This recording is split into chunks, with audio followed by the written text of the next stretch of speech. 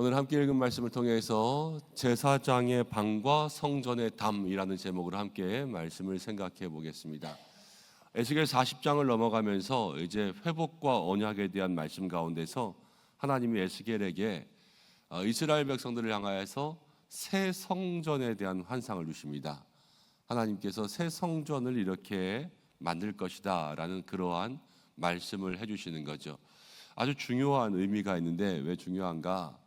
이스라엘 백성들과 하나님이 새로운 언약, 새로운 관계, 또 회복에 대한 약속을 하셨습니다. 늘 하나님과 이스라엘 백성들은 신랑과 신부잖아요. 그래서 결혼한, 약속한 그러한 부부와 같은 관계로 성경 가운데 묘사되지 않습니까? 그런데 그들을 만나는 곳, 구약시대엔 성막이었고요. 이제 성전을 짓는단 말이에요. 그런데 에스겔이 보여준 이 성전의 환상은 쉽게 말하면 하나님과 이스라엘 백성들이 다시 만날 것, 이전에 다 무너지고 다 영광이 없어졌던 그곳을 다시 리모델링하는 거고 재건축하는 거예요. 하나님께서 그곳에 대한 환상을 자세하게 보여주시면서 이스라엘 백성들에게 이제 이곳에서 너희가 나와 만날 것이고 영광이 회복될 것이다 하는 그러한 환상을 보여주시는 거죠. 이 성전의 환상은 우리가 읽을 때는 뭐가 백척이고 뭐가 백척이고, 저도 어저께 이 말씀 여러 번 읽었는데 아무리 이 말씀을 가지고 머릿속에서 이 3D로 그리려고 해도 도대체 뭐가 뭔지 모르겠어요. 그렇지만 이 성전에 대한 그러한 환상들이 중요했습니다. 그러면서 또 어렵기도 했어요. 그래서 이스라엘 백성들에게는 그런 얘기도 있어요. 30살이 되기 전에는 이 에스겔의 이 성전에 대한 환상을 보지 않도록 했다. 너무 복잡하고 어려우니까. 제사장들도 나이가 더 들고 어느 정도 이것들을 이해하시게 되면 이 말씀을 보고 기억하고 그럴 수 있도록 했다. 그런 이야기들도 있습니다. 40장부터 41장까지는 그 성전 가운데 뭐 지성소가 있고 뭐 성소가 있고 문이 있고 뜰이 있고 이렇게 큰 틀에서 예배에 대한 그러한 모습들을 예배에 대한 모습들과 관련된 그러한 장소들을 우리에게 보여줬다면, 이제 이 42장으로 오면서는 제사장의 방, 오늘 제목처럼, 그리고 성전의 담, 이런 부분에 대한 것들을 하나님께서 하나하나 보여주십니다. 아주 자세하게 보여주세요. 이 모든 성전이 우리가 주일날 말씀을 나눈 것은 모든 것은 다 모형이고 본이죠. 실제는 저 하늘에 우리 예수님과 하나님의 나라가 원조라고 우리 히브리서에는 그렇게 이야기했죠. 하나님의 영광이 있을 수 있는 그러한 모든 이 땅에 거할 것을 자세하게 이렇게 보여주시면서 우리에게 하나님과 만날 그곳에 대한 소망을 주신다, 이렇게 생각할 수가 있습니다. 가만히 다 읽어보면 뭐 정신없죠.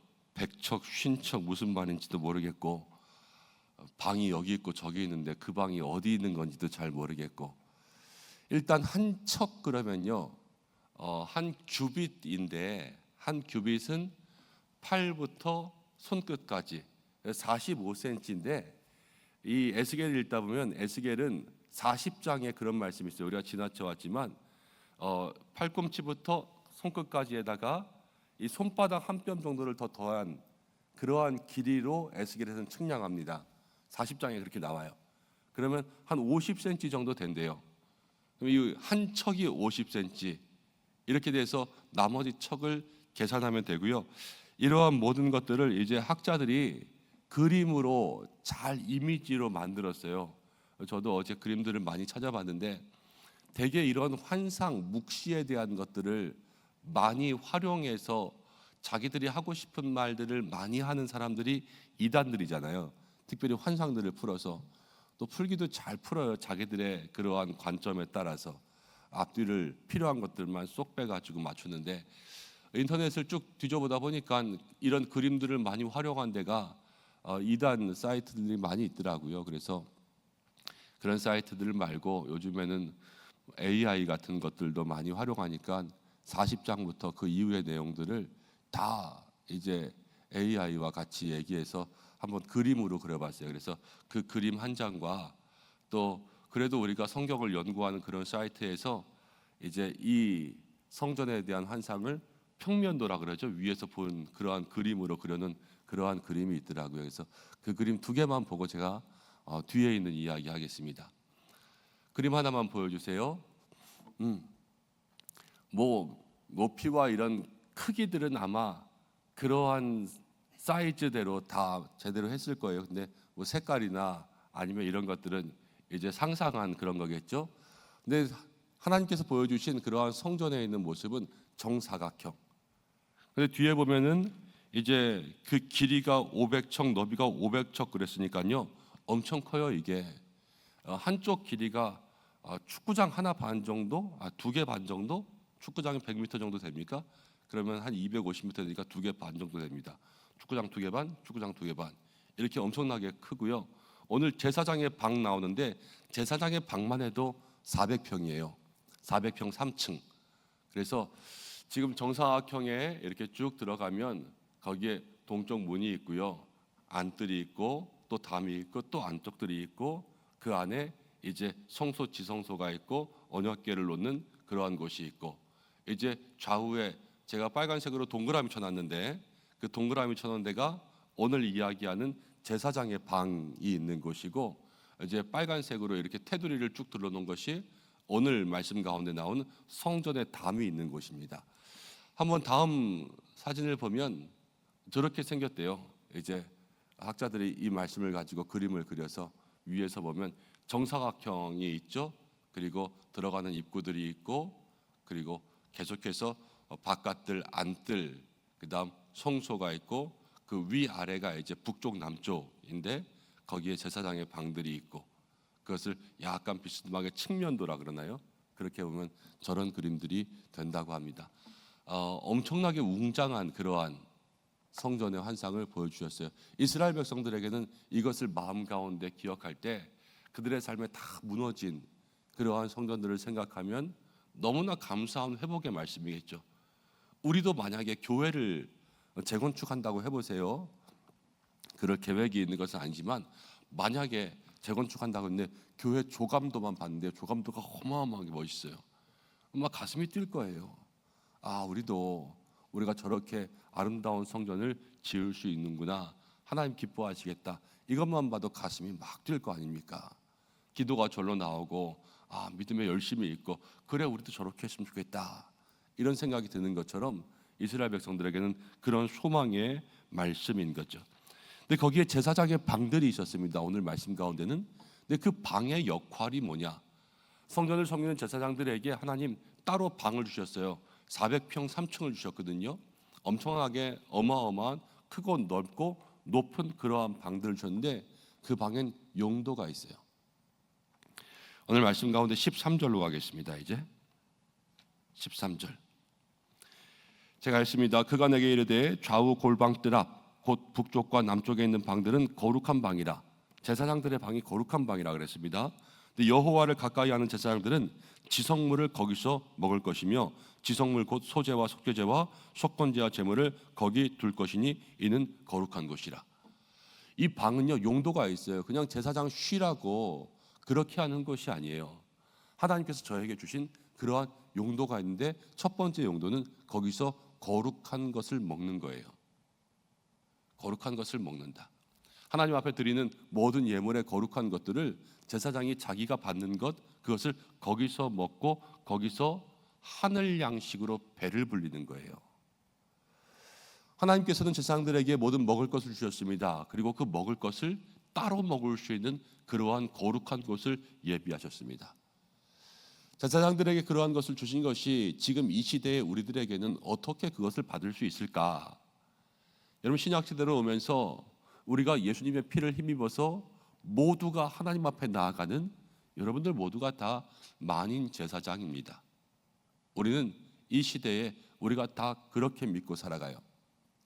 그럼 우리들에게도 이때의 직분과 똑같은 직분들이 있어야 돼요. 구약시대처럼 제가 제사장 여러분들이 백성 그래서 여러분들은 하나님 앞에 못 나가고 저만 나가고 다 나한테 와야지만 내가 대신 기도해 줄게요 이러지 않습니다. 우리는 모두가 다 예수의 이름으로 하나님 앞에 나아갈 수가 있습니다. 각자의 기도의 제목을 각자가 주님 앞에 드릴 수가 있죠. 그러면서 이 방처럼 하나님께서 우리에게 말씀하시는 것은 무엇이냐면 이 시대에도 지금도 우리 모두에게, 저와 여러분들에게 거룩한 하늘 양식을 먹을 수 있는 우리의 골방, 제사장의 방이 있어야 된다는 거예요. 거룩한 하늘 양식을 먹을 수 있는 것이 무엇입니까? 말씀을 먹을 수 있는 방이 있어야 돼요. 먼저는 이 성전 가운데 여러분들이 와서 함께 말씀을 나누면서 오늘 하나님 주시는 그러한 말씀을 듣는 자, 전하는 자 모두가 다 함께 먹을 수 있는 저와 여러분들의 이 방이 여기예요. 그렇죠? 그리고 각자의 삶 가운데 하나님 주시는 매일의 말씀을 먹을 수 있는 거룩한 믿음의 공간이 있어야 됩니다. 이 공간은 하나님 주시는 보이는 형상화된 공간이기도 하고요. 그리고 모든 사람들에게는 똑같이 있어야 되는데요. 여러분들 마음의 방이 있어야 됩니다. 파스칼에서 팡세가 그랬죠. 사람들의 마음계는 무엇으로도, 세상 무엇으로도 채울 수 없는 공간이 있다. 그 공간은 하나님으로만 채울 수가 있다. 내 마음 그리스도의 집이란 책을 봐도 사람의 마음에는요 다 공간이 있습니다. 이 마음의 공간, 말씀을 채울 수 있는 거룩한 하늘 양식을 먹을 수 있는 공간들이 우리의 마음 가운데 있어야 사는 거예요. 그게 우리의 영을 배불리는 거죠. 우리 모든 믿음의 성도님들이 내가 말씀을 먹을 수 있는 교회, 말씀을 먹을 수 있는 방, 말씀을 담을 수 있는 마음의 공간, 내가 하나님의 성전된 사람인데, 성경이 우리에게 그렇게 이야기하지 않습니까? 너희는 너희가 성전된 것과 하나님의 성령이 너희 안에 거하시는 것을 알지 못하느냐. 결국 이 성전의 환상은요, 이 성전은 나예요. 내가 그만큼 넓고 깊고 크고 그렇게 될수록 하나님의 영광을 더욱더 많이 보여준단 말이에요. 그러면 내 마음 가운데 정말로 말씀의 방이 커야 되고요, 내 인생 가운데 그러한 삶의 방이 커야 되는 거예요. 말씀의 방을 갖고 마음 가운데 말씀의 방을 담을 수 있는 여러분들 되시기를 바랍니다. 두 번째 방은요, 14절에 이렇게 나옵니다. 이 방의 용도가 함께 있습니다. 제사장의 의복은 거룩함으로 제사장이 성소에 갔다가 나올 때에 바로 바깥들로 가지 못하고 수종들은 그 의복을 방에 두고 다른 옷을 입고 백성의 뜰로 나갈 것이니라 하더라. 제사장이 제사를 드립니다. 그 제사장의 옷이 있는데요, 그 옷은 거룩함으로 성소에 들어갈 때는 입었다가 나올 때는 그 옷을 걸어두고 방에 나갈 때, 바깥에 나갈 때는 이제 일반 옷을 입고 나가라, 그렇게 이야기합니다. 왜 그럴까 그랬는데, 그러면은 우리는 교회 안에 왔을 때 내가 말씀 보고 제사장 방에 있을 때는 거룩한 옷 입고 밖에 나가서 살 때는 일반 옷 입어도 되는 거 아니냐, 이렇게 생각할 수도 있는데 44장으로 가면요 이런 말씀이 있어요. 똑같이 옷을 걸어두고 밖으로 나갈지니라, 그렇게 했는데요, 똑같은 구절인데 44장에 그렇게 이야기해요. 너희들이 백성들을 거룩하게 할까 함이라. 아주 잘 이해해야 되는데, 제사장의 옷을 그대로 입고 나가면 그 거룩함이 백성들에게 갈까, 이런 염려인데요. 쉽게 말하면 이런 거예요. 제가 이렇게 주일날마다 가운을 입고 설교합니다. 그렇죠? 그거는 이 강단에서 목사라는 그러한 표시이기도 하고, 또 이 거룩한 자리에 거룩한 의복을 입고 여러분들에게 말씀을 전하는 그러한 표시이기도 하고 그렇습니다. 제가 신방 갈 때마다 그 가운을 입고 가요. 때로는 우리 남선교회에서 목사님 뭐 족구 한번 합시다 뭐 그랬는데, 제가 그 가운을 입고 가요. 목사는 가운을 입어야 되니까 이런 거 못합니다, 이렇게 하거나, 아니면 여러분들이 신방하고 식사 한번 같이 하실래요? 목사님 커피 한잔 하실래요? 근데 가운을 입고 가요.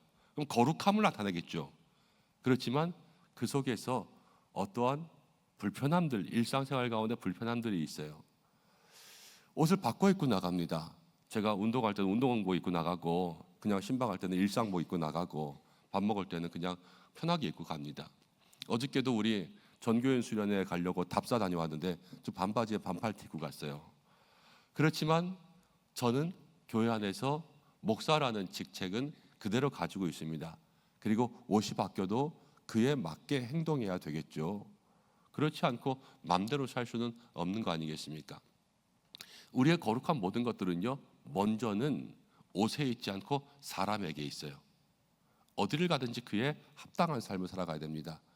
그렇지만 각자의 자리에 맞는 그러한 행동들을 할 수 있게 우리의 모든 삶에는 여러 가지 변화된 모습으로 나아가야 돼요. 저는 목사예요. 그렇지만 목사라고 해서 늘 목사의 옷을 입고 축구하는 것이 아니라 목사의 정체성은 가지고 있지만 축구할 때는 축구 옷을 입고 목사로서 축구하는 거죠. 이게 우리의 삶에는 똑같은 거예요. 가정에서도 그렇고요, 일터에서도 그래요. 우리가 일할 때에는요, 직장에 맞는 옷을 입어야 될 거 아닙니까? 그렇지만 그 속에서도 나는 그리스도인이라는 것은 가지고 있는 거예요. 집에서도요, 교회 올 때 입었던 옷 가지고 집에서 때로는 아이들에게 밥 해주고 뭐 그렇게 할 수 있습니까? 또 일상 편한복을 입지만 그러나 예수 믿는 엄마로서의 모습은 가지고 있는 거예요. 엄마는 교회 갈 때만 예쁘게 하고 집에서는 맨날 화만 낸다고, 이거는 겉모습을 가지고 얘기하는 게 아니잖아요. 그건 그 사람의 속마음을 가지고 얘기하는 거잖아요. 이 속에 있는 것들은 우리가 그대로 간직하되 우리의 모든 기능적인 것들은 다 변화할 수가 있다라는 거죠. 그리고 거룩한 옷을 입었다. 그런데 이 거룩한 옷을 벗으면 우리는 죄가 있는 것 같지만 성경 가운데 나오는 거룩의 반대는요, 일상적인 거예요. 세상의 모든 게 다 일상적이고 거기서 구별된 것이 거룩이거든요. 그래서 거룩한 옷을 벗는다. 제사장들에게도 일상의 삶에 그들이 늘 함께 할 수 있는 그러한 일들이 있었던 것처럼 우리도 교회 안, 교회 밖, 우리가 옷 달라진다고 사람 달라집니까? 똑같죠. 사람은 똑같은 거예요. 믿음의 모습들은 그대로 있지만 늘 그 자리에 어울리는 믿음의 삶을 살아가는 것, 이것이 이 제사장의 옷이 우리에게 보여주는 것입니다. 그러면서 이 두 가지의 제사장의 방의 기능을 우리에게 이야기했고, 그리고 마지막에는요 20절 말씀 가운데 이제 성전의 담 얘기합니다. 그가 이같이 그 사방을 측량하니 그 사방 담 안마당의 길이가 500척 너비가 500척, 그 담은 거룩한 것과 속된 것을 구별하는 것이더라. 성전의 담이 왜 있냐? 구별한다 그랬어요. 구별한다. 거룩한 것, 속된 것, 세상과 하나님과 만나는 그러한 일이 구별돼야 된다 그랬습니다. 여러분, 우리도 그럴 때가 있어요. 이 신앙생활하면서 뭐 성경 공부도 하고 제가 양육도 하고 그러다 보면 늘 기도 훈련 시키잖아요. 그러면 성도님들이 기도의 과제들도 있는데 하루에 얼마큼씩 좀 기도하는 그런 분량들, 저는 걸어가면서 기도하고 운전하면서 기도하고 또 차 타면서 기도하고 늘 일상 기도한다, 그렇게 말씀하시는 분이 있습니다. 그럼 저희 그렇게 얘기해요. 지금 우리가 함께 양육을 하는 과정이니까 이 시간만큼은 걸어가면서 기도하지 말고 아무것도 안 하고 기도만 할 수 있는 그러한 시간의 훈련을 해라. 걸어가면서 기도하는 거 할 수 있어요. 그렇지만 정말로 집중하는 기도는 아무것도 안 하고 기도만 하는 거예요. 하나님께 집중하는 거죠. 그게 담이에요. 일상생활과 우리의 삶에 하나님께만 집중할 수 있는 그러한 경계를 만드는 거죠. 헨리 클라우드라는 사람이 이런 이야기를 했어요. 울타리가 없는 집은 정원이 될 수 없고 쓰레기장이 된다. 예쁜 정원을 가꾸려면 울타리가 있어야 된다는 거예요. 그래서 경계를 두고 그 안을 가꾸는 거죠. 그렇지 않고 일상과 정원이 뒤섞이면 그거는 다 쓰레기장 된다. 그렇습니다. 우리의 삶에도 여러분 아까 얘기했어요. 내가 말씀의 골방, 일상과 뒤섞이면요, 이거는 세상 말로는 죽도 밥도 안 될 때가 많아요. 말씀도 일상의 삶도, 기도의 삶도 그래요. 걸어가면서 기도할 수 있죠. 그렇지만 주님께 딱 내가 모든 것들을 단절시키고 집중할 수 있는 그것이 필요하고요. 우리의 삶에는 늘 거룩한 것도 필요해요. 다 그렇게 살아야죠. 그래서 정말 주님과 만나는 공간은 세상 것들을 쌓고 주님께만 집중할 수 있는 내 삶을 지키는 경계가 필요하다. 시간의 경계도 필요해요. 단 5분이라도 10분이라도 하루에 다른 것 담쌓고 주님만. 공간의 경계도 필요해요. 내가 조용한 곳, 가정이든 직장이든. 또 일과의 경계도 필요해요. 내가 일하면서 주님이 아니라 일을 잠깐 내려놓고 주님만. 이러한 모든 것들을 마음 가운데 기억하며 우리의 삶에도 거룩한 방이 있고 거룩한 담이 있는 그러한 삶 되시기를 축복합니다. 기도하겠습니다. 하나님 아버지, 우리의 삶에 거룩한 방과 거룩한 담을 주옵소서. 하나님께서 우리 가운데 보여주시는 그 믿음의 삶대로 살게 하여 주옵소서. 모든 성도들의 삶을 거룩하게 하셔서 날마다 주님 만나는 믿음의 삶이 되게 하여 주옵소서. 오늘 한날의 삶 모든 것 주님께 맡기며 나라와 민족과 특별히 환우들을 기억하여 주옵소서. 예수님의 이름으로 기도드립니다. 아멘.